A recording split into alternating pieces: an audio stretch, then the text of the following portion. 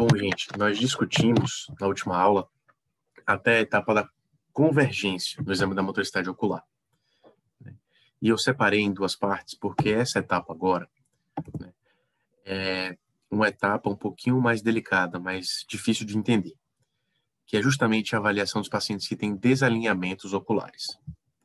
Nós vimos na aula passada, então, inspeção, exame de pupila, exames das 6 posições do olhar, do segmento, da sacada, da convergência. Entendemos por que a gente faz cada uma dessas etapas e agora a gente vai entender como avaliar uma queixa ou um quadro de desalinhamento ocular.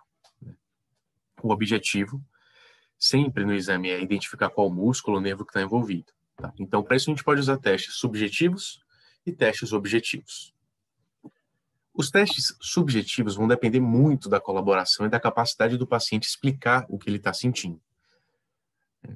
E geralmente eles são de maior ajuda logo no início do distúrbio oculomotor, porque com o tempo o paciente vai adquirindo a capacidade de alternar, por exemplo, a fixação entre os olhos.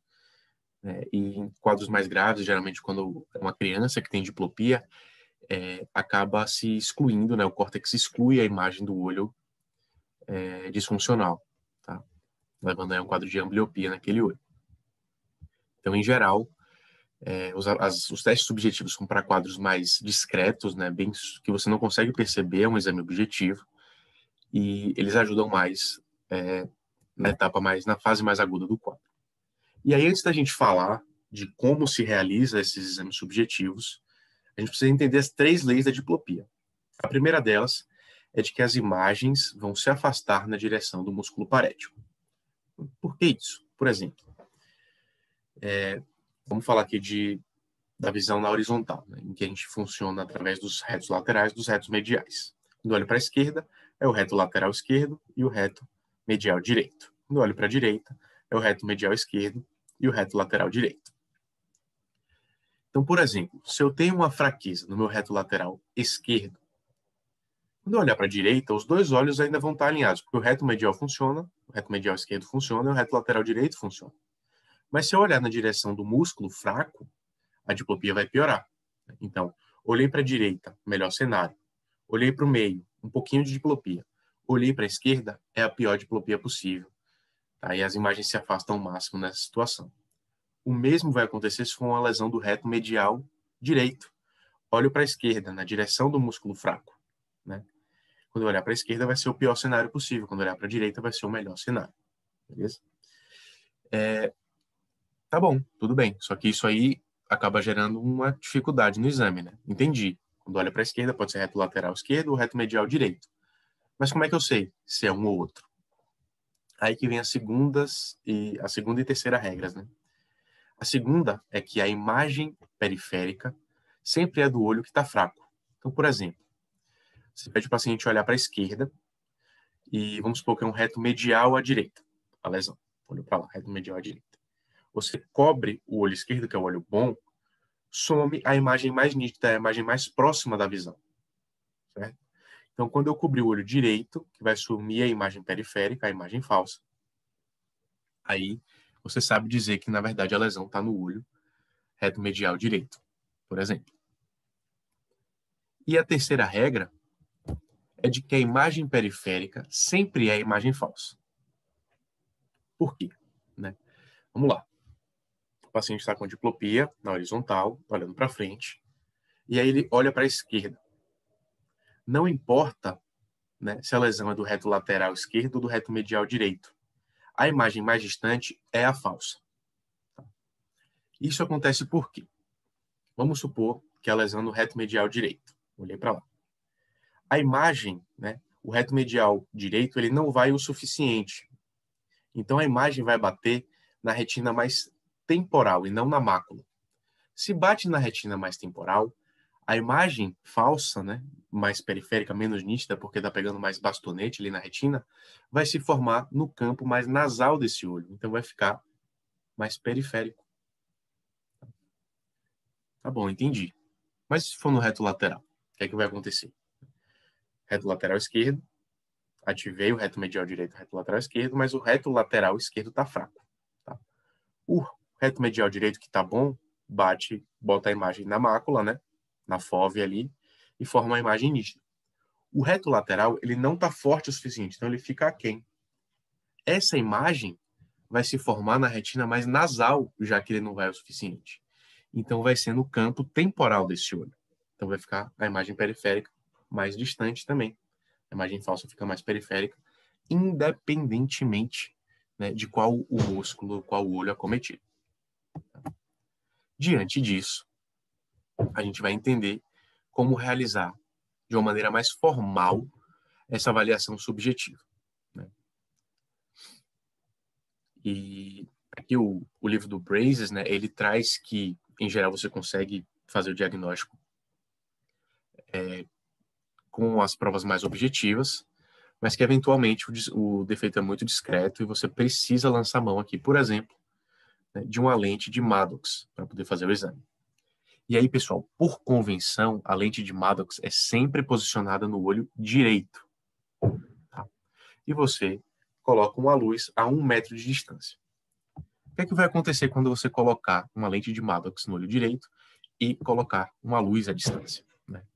Primeiro, se você colocar a lente de Maddox com as linhas dispostas na vertical, o paciente vai ver uma imagem de uma linha horizontal, né, com o olho direito, e com o olho esquerdo ele vai ver uma luzinha, tá bom? Que se o paciente não tiver nenhuma alteração, né, na conjugação do olhar, se eles forem bem coordenados, bem conjugados, ele vai ver uma em cima da outra, sempre, em qualquer posição do olhar. E aí, você vai pedir para o paciente, vai direcionar a luz para cada uma das posições do olhar dele, né? Para cima, para baixo, para a esquerda do paciente, né?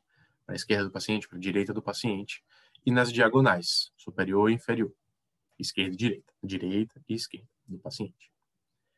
E, uma vez que você vai colocando, o paciente vai explicando como ele está vendo. E aqui é como se o paciente mesmo que está vendo fosse anotando aqui o que ele está enxergando. Tá? Essa anotação, quando não tem nada escrito, é a anotação geral. É como se fosse a visão do paciente de lá de trás, anotando o que está acontecendo aqui na frente. E aí, vamos entender essa imagem agora. Primeiro, se eu estou avaliando o Maddox com a linha na horizontal, eu estou avaliando as alterações de elevação e depressão do olho.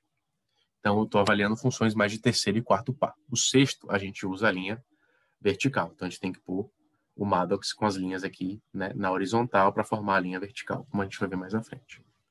Beleza. O paciente olha para frente, ele enxerga uma imagem dupla. Quando ele olha para cima, isso melhora. Quando ele olha para baixo, isso piora. Ótimo. Então, se a gente sabe das 3 regras da diplopia lá, que a primeira é que as imagens se afastam na direção do músculo parético, a gente sabe que isso é uma questão aí de retos e oblíquos, né? Porque piorou para baixo. Se piorou para baixo, os que fazem olhar para baixo são os retos inferiores e os oblíquos superiores. A gente tem que saber qual reto inferior ou qual oblíquo superior e qual deles está acometido. O que vai ajudar a gente é em qual direção do olhar, direita ou esquerda, vai piorar. E aí o paciente olhando para a direita, a gente vê que quando ele olha para baixo e para a direita é que piora. E a gente está vendo que a imagem que se afasta, a imagem periférica é do olho esquerdo, né? Porque é a imagem da luzinha. Então, o que é que está acontecendo aqui? O músculo acometido ou é o oblíquo superior da esquerda, que está na função máxima dele, né, em adução, ou é o reto inferior da direita, que é o músculo que está fazendo a depressão do olho direito em sua função máxima em abdução. E como a imagem periférica é a do olho esquerdo, a gente sabe, então, que o problema está no músculo oblíquo superior desse olho esquerdo. Provavelmente uma lesão aí do nervo troclear esquerdo, tá bom? Na verdade, sim, né? É o oblíquo, é o nervo troclear da direita que cruzou, tá? Então, oblíquo, nervo troclear direito cruzou e pegou o oblíquo superior da esquerda, tá bom? Bom, Aí existe uma outra anotação, que é essa daqui, que é quando está escrito o que o paciente vê. E aí é que é importante vocês começarem a diferenciar. Tá? Primeiro, vamos entender aqui que músculos eu estou avaliando. Se a linha está na vertical, eu estou avaliando a musculatura responsável pelo movimento na horizontal, que são reto medial e reto lateral. Então, a anotação aqui, né, é para avaliação dos músculos da motricidade ocular horizontal. E a gente vê que aqui, nesse caso, o paciente tem o olhar conjugado muito bom, porque as imagens estão sempre sobrepostas. Beleza. Só que, diferente da anotação anterior, que era o paciente escrevendo o que ele via de lá de trás, como se fosse um papel transparente, essa aqui é a visão do paciente em cada uma das posições. Então, por exemplo, nessa primeira imagem, você é o paciente olhando para a direita, tá? E aí você está vendo isso aqui. Você é o paciente olhando para a esquerda, e aí você está vendo isso aqui. Pode acontecer de você confundir, por exemplo. Esse paciente aqui tem uma lesão do reto lateral direito. Tá? Então, quando olha para a direita, a imagem piora, e a imagem periférica, se é do reto lateral direito, a imagem periférica é do olho direito. Então, essa primeira imagem é do paciente assim, olhando para lá. Tá? O que seria na anotação que se não tivesse dizendo que é o paciente vendo, né, era para a gente ver o contrário, o olho direito lá mais para a esquerda, tá bom? Então, para não confundir, sempre que aparecer quando o paciente vê, você tem que esquecer o resto da imagem, olhar só para o que está acontecendo e repetir, reproduzir a imagem para entender qual é a imagem periférica que está ali. O mesmo para esse aqui, que no caso é uma lesão do reto medial esquerdo. Então, a imagem periférica tem que ser a imagem do reto medial esquerdo. Então, o paciente está olhando para lá, a imagem periférica é a luz, você conclui que a lesão é do reto medial, tá bom?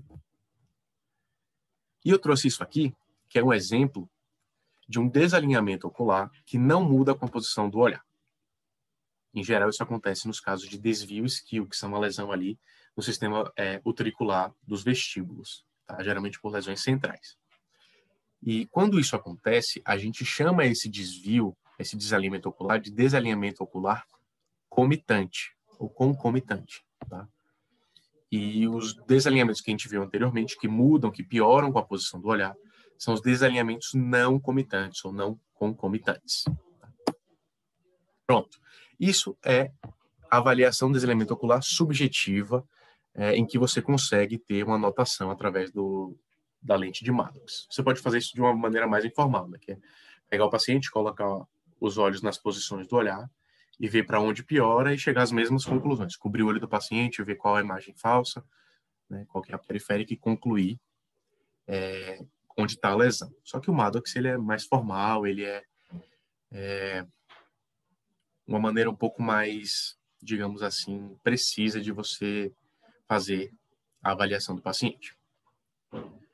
Mas às vezes você consegue ver o defeito, né? Então você faz a avaliação do desalinhamento ocular objetivo. E a primeira etapa é na inspeção, na prova de Hirschberg. Você incide a luz a 1 metro do paciente e vê onde a luz incide na pupila, né? Se a luz incidir na região mais externa da pupila, isso quer dizer que aquele olho está mais para dentro. Então, que o olho aqui, no caso, o olho esquerdo, tem uma exotropia, né? O olho está para dentro. Tropia, né, é um desvio, uma desconjugação do olho em que você consegue ver sem precisar quebrar a fixação do paciente, né? Ele é evidente para você. Se você faz o Hirschberg, por exemplo, e a luz incide na parte mais inferior da pupila, isso quer dizer que aquele olho está mais para cima, está hipertrópico, né? Então, esse paciente aqui, por exemplo, tem uma hipertropia à direita.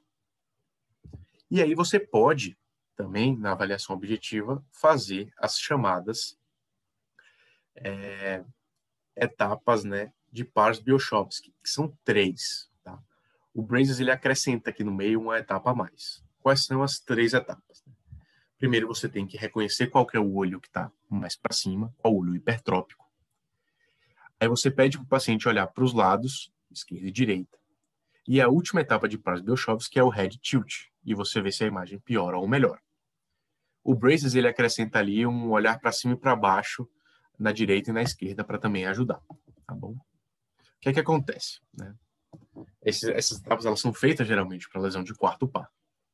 O paciente que tem uma lesão no quarto, por exemplo, à direita, que é que o quarto faz? Ele faz infradução e enciclodução. Então, quando você lesa, né, esse nervo, o olho vai ter uma tendência a ficar mais supraduzido e excicloduzido. Ele fica mais para cima e mais para fora, dessa forma. Rodado assim para fora. Tá? Qual é a tendência da pessoa para fazer isso melhorar? Né? A cabeça dele vai descansar do lado bom, para ele tentar compensar essa enciclodução. Certo? Então, o paciente vai apresentar meio que um head tilt. E isso vai piorar quando você colocar a cabeça na posição, porque aquele olho não vai conseguir compensar aquele defeito. Então, o olho vai ficar aparentemente mais hipertrópico, mais excicloduzido e a diplopia piora. E com isso você consegue, né, dar o diagnóstico ali de uma lesão do quarto par, à direita, no caso do exemplo que eu dei aqui. Tá? Então, a gente já viu parte subjetiva com o exame de Maddox, parte objetiva, a prova de Hirschberg, etapas de Pars-Biolchowski, né? E a gente pode fazer os testes de cobertura. Os testes de cobertura, né, o cover and cover, geralmente eles são feitos mais por oftalmologistas para avaliação de estrabismos e tal. Eventualmente a gente também faz. Né? O que é que a gente vai tentar olhar? A gente olha sempre, né, para o olho que está descoberto, né, para a gente ver se tem alguma movimentação. O que é que acontece? Né? Esse exame é feito com base em uma lei da neurooftalmologia, que é a lei de Hering, de que o estímulo que é dado para a musculatura extrínseca ocular é sempre igual, né, para os músculos que são conjugados. Então, reto lateral esquerdo, reto medial direito recebem a mesma quantidade de energia. Né? Reto medial esquerdo, reto lateral direito, mesma quantidade de energia. Tá? E aí, quando você tem uma lesão, por exemplo, do abducente, você enfraquece o reto lateral, o que é que a tendência de acontecer é o quê? Esse reto lateral vai receber menos energia. Né? Se ele recebe menos energia, ele vai tender a uma adução, ficar mais para dentro. Certo? Só que aí a pessoa tenta compensar por mecanismos centrais e tal, ele vai forçar, vai mandar mais energia, né, para o olho, para quando a pessoa tentar fixar o olho. Pronto, beleza, a pessoa tentou fixar. Quando você cobre o olho bom, o que é que vai acontecer? A tendência desse olho que está mais para dentro, para tentar fixar e jogar o objeto na fóvea, é sair um pouquinho mais para fora. Né? E é isso que você vai ver. Quando você cobre o olho bom, ele tenta fazer a compensação de uma maneira pequena. Quando você consegue observar o movimento, então, por exemplo, aqui o que vai acontecer é o olho ir um pouquinho para fora, você está vendo uma exoforia, que implica que esse olho estava esotrópico. Você às vezes não percebeu no Hirschberg, porque é muito pequenininho, mas quando você fez o cover and cover, você vê o movimento acontecendo. Tá? Para nós neurologistas, é mais fácil, na verdade, alternar a fixação e ver o movimento do olho bom. Tá bom? Mas antes da gente falar disso, eu vou falar aqui, né, vou dar um exemplo. Tá? Então, por exemplo, você quer avaliar, quando você faz o cover and cover, o olho que está fraco. Tá? Que, em geral, o olho bom é o olho que vai fixar na fase aguda da lesão. Tá? Então, esse exemplo aqui é o seguinte. O paciente tem uma lesão aqui, aparentemente, do reto medial. O reto medial está fraco, então o olho fica mais abduzido. Então, a pessoa vai e cobre o olho bom. O olho ruim, o olho lesado, vai fazer uma esotropia. Então, ele estava exofórico. Tá bom? Quando você descobre, o olho volta para a posição normal. Pronto. Na lesão aguda, como o paciente fixa com o olho bom, se você cobrir o olho ruim, não vai mudar nada. Tá bom? Então, não mudou nada, não mudou nada quando você cobriu e descobriu esse olho, né, que é o olho fraco. E aqui a gente tem mais alguns exemplos, né? Então, olha só, paciente com a lesão aqui do abducente, à esquerda, ele está com o olho esquerdo aduzido. Quando você cobre o olho bom, ele faz uma exoforia. Ele estava esotrópico. Esse paciente aqui está com o olho esquerdo exotrópico, com a provável lesão aqui do reto medial esquerdo. Quando você cobre o olho bom, ele faz uma esoforia. E o mesmo vai acontecer se o olho estiver hipertrópico, como ele está aqui, hipertrópico à esquerda, que, por exemplo, sugere uma lesão aí do quarto à esquerda, né, uma lesão do oblíquo superior. Quando você cobrir o olho bom, o olho faz uma hipoforia. Bom? E aqui, Se o paciente tiver uma hipotropia do olho esquerdo, seria aí uma lesão do reto, talvez do reto superior à esquerda, né? E quando você cobrir o olho bom, ele vai fazer uma hiperforia, subir de novo. Já o cross-cover é um exame no qual a gente vai trocar essa fixação, né? A gente cruza. Então, o paciente vai sempre trocar. Então, ele sempre vai fazer a correção, tá bom? E aí, qual é a tendência, né? Por exemplo, reto lateral aqui da direita está lesado, que está na lesão do abducente. Vamos lembrar que a força que está sendo mandada para esse reto lateral é a mesma que é mandada para esse reto medial. Então, esse olho vai ter uma mobilidade maior, já que esse aqui está lesado, né? Mas está sendo mandada a mesma força. Então, o que é que a gente vai ver? Vou cobrir o olho bom. Cobrir o olho bom, o paciente vai compensar com a exoforia, né? Discreta. Mas quando eu alternar para o olho ruim, esse olho aqui, né, ele vai ter sido jogado lá para dentro. Então, ele vai fazer uma exoforia também maior, certo? Por quê? O que é que aconteceu? Ó, cobri o olho bom. O olho estava assim, os olhos estavam assim. Cobriu o olho bom, ele vai um pouquinho para fora. Nisso que esse foi um pouquinho para fora, como fez muita força nesse reto lateral, esse reto medial vai ser jogado lá para dentro. Quando alternar, ele vai fazer esse movimento maior para fora. Sua intenção, quando você está avaliando o cross-cover, é ver qual olho move mais. O olho que mover mais é o olho bom. O olho que move menos é o olho lesado. Tá bom? Vamos ver aqui um exemplo. Esse é um paciente que tem uma lesão do oblíquo superior esquerdo. Tá bom? Então, esse olho está hipertrópico. De novo, olha só. Olho hipertrópico, trocou, subiu um pouco, esse desce muito. Subiu um pouco, esse desce muito. Subiu um pouco, esse desce muito. Tá bom? Mais um exemplo aqui com a paciente que tem a mesma lesão. Tá bom? Olho esquerdo hipertrópico, né? A tendência dele é descer um pouco e a desse é subir muito. Às vezes fica até discreto, a gente pode melhorar isso, tá? Através das manobras de Biochovsky. A gente faz o head tilt e isso fica mais evidente, que é como a gente vai ver aqui no vídeo que ela vai realizar o head tilt. Tá bom?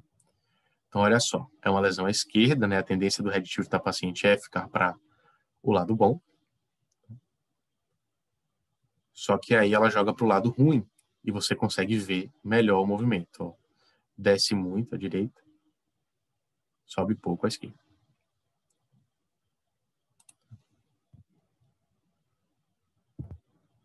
Bom, depois disso, a gente vai para a 8ª etapa do exame, que é o reflexo vestíbulo ocular. O reflexo vestíbulo ocular já foi explicado numa aula só para ele, né? A gente vai falar aqui só da técnica do exame. Como eu falei para vocês, o canal horizontal ele fica 30 graus para cima. Assim. Então, a gente precisa posicionar a cabeça do paciente 30 graus para baixo. E aí, você vai pegar o paciente, né, na cabeça dessa forma, fala para ele soltar a cabeça, você faz os movimentos leves, pede para ele fixar no seu olho, escolhe um dos olhos, né, fica só com o olho olhando para ele, pede para ele olhar só para esse seu olho, e aí você faz um movimento rápido e não muito amplo, tá? O movimento deve ser aí menor do que 20 graus. É bem curtinho, mas o movimento é bem rápido. Tá? Dessa forma aqui. Essa imagem fala até de 10 a 15 graus, né? Como a gente viu na explicação anterior, era até 20. Tá? Bom, a próxima etapa é a etapa do nistagmo optocinético, em que a gente põe um paciente para contar linhas na vertical, por exemplo, ou na horizontal, se a gente quiser testar também a visão olhar conjugado vertical. E ele vai tentar realizar, né, vários segmentos e sacadas corretivas. Então, a gente está testando 2 vias ao mesmo tempo. Essa etapa ela é muito útil para avaliar 5 coisas. Né? Primeiro, lei de Kogan, diferenciar lesões parietais de occipitotemporais, que aí antes da época da tomografia, as lesões occipitotemporais eram predominantes as lesões vasculares, então lesão occipital, AVCs isquêmicos occipitais, por exemplo. E as lesões parietais, em geral, eram tumores. né? E Kogan atribuía que quando o paciente tinha alteração do NOC, que demanda, né, a lesão ali na JTPO, essa lesão era parietal, era tumoral. Quando o NOC era preservado, era um AVC, né, occipital. Hoje a gente sabe que isso se aplica a muito mais tipos de lesões diferentes em cada uma das vias, né? Então, em geral, o NOC serve para diferenciar a lesão parietal de temporal, occipitotemporal. Outra utilidade é a avaliação da síndrome de Parinot, que tem uma limitação do olhar para cima e que quando vai tentar fazer olhar para cima, né, você começa a evocar o nistagmo de convergência e retração. Além disso, a gente pode avaliar aí a paralisia supranuclear progressiva, em que vai ter uma alteração importante, porque o paciente tem limitação no olhar conjugado vertical, principalmente para cima. Tá? E também é muito útil para a gente avaliar a acuidade visual em pacientes que a gente não consegue, primeiro, saber se ele consegue referir, né? Ele não consegue referir a acuidade, então você vê se ele tem alguma acuidade colocando e vendo se ele consegue seguir as linhas, no caso de crianças ou pacientes em rebaixamento, né, que não comam, por exemplo, um estado vegetativo persistente. Você põe ele na frente e vê se ele tem alguma aferência visual. Ou nos pacientes funcionais, né? O paciente funcional que está lá, segundo ele, amaurótico, se você põe o NOC na frente dele, ele consegue fazer um segmento no reflexo. Ele tem aferência visual, na verdade. Então, é uma forma de você ter um achado positivo de que aquele quadro é funcional. Uma outra utilidade também é você evocar o nistagmo em abdução nos pacientes com oftalmoparesia internuclear e você vê a lentificação, né, da adução do olho lesado. E por último, a última etapa, finalmente, da avaliação da motricidade ocular é a pesquisa dos transtornos da fixação, que são, em geral, aí 3. O nistagmo, que na verdade não é o nistagmo em onda quadrada, o flutter ocular, né, que geralmente é unidirecional e meio paroxístico, então o olho está lá e de repente ele faz um e volta, mas sempre na mesma direção. E o opsoclonus, que é o caso dessa paciente, né, em que o nistagmo ele bate em várias direções de forma bem aleatória. Uma maneira muito boa, duas maneiras muito boas da gente evocar essas alterações são quebrar a fixação, né? Já que é uma pesquisa de transtorno da fixação, se a gente tira a fixação, ele geralmente aparece mais fácil. Como é que a gente faz isso? Você pode pedir para o paciente fechar o olho e observar o globo ocular pela pálpebra, ou você pode usar as lentes de Frenzel ou de Fresnel, a depender da referência, né, de como se escreve. São lentes que têm uma dioptria muito grande, então a pessoa não consegue fixar através delas. O olho fica grandão quando você olha por elas assim. E aí, como quebrou a fixação, você vê o movimento caótico do olho por trás da lente. E bom, gente, com isso eu encerro a aula de avaliação da motricidade ocular. Espero ter ajudado vocês a entender um pouco melhor esse tema que é meio difícil quando você vai ver no livro-texto, porque a imagem é muito separada do texto em si, ou são poucas imagens, idealmente era para ter vídeo. Eu tentei fazer isso de uma forma mais dinâmica aqui. Espero que vocês gravem as etapas e entendam por que cada uma delas é realizada e dessa forma possam avaliar os pacientes com uma precisão maior, né, nos casos de neurooftalmologia. Até as próximas aulas.